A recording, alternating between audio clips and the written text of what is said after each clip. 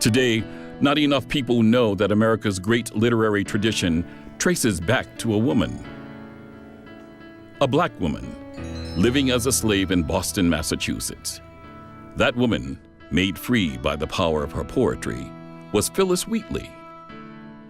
Phillis Wheatley's journey to fame as a foremother in African-American literature began here, in the bowels of a ship designed for the importation of black slaves. Kidnapped from her native Senegal in West Africa at the age of 7, she endured the infamous Middle Passage route to Bermuda and eventually ended up in Boston. There, ragged, ignorant, and exhausted, she was sold at a slave auction to the family of a tailor, John Wheatley. There are stories around Phillis Wheatley that people are less familiar with, even as they're familiar with the poetry itself. So some stories suggest that she was seen as a young person writing with charcoal. And she just picked it up off of the ground and started to make marks. And that was when the Wheatleys began to recognize that it was possible that she might be a special kind of child. Their faith was not misplaced. Wheatley, who possessed a profound intellect, took advantage of this opportunity. 4 years after she arrived in Boston, she had already mastered English and was reading the classics in Greek and Latin. At 13, inspired by the British poet Alexander Pope, she wrote her first poems. Through her slim volume of poems, titled Poems on Various Subjects, Religious and Moral, Phillis Wheatley founded 3 distinct intellectual movements: the American poetic tradition, the Black literary tradition, and the women's literary tradition, all in her second language, English.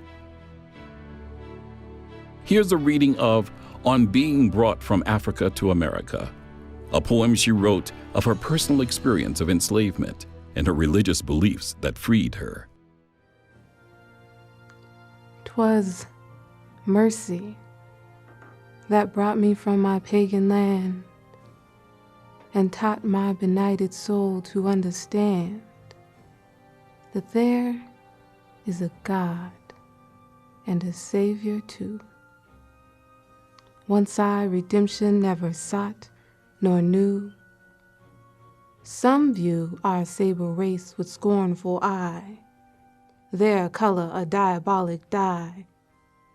But remember, Christians, that Negroes black as Cain may be refined and join the angelic train. On Being Brought from Africa to America by Phillis Wheatley.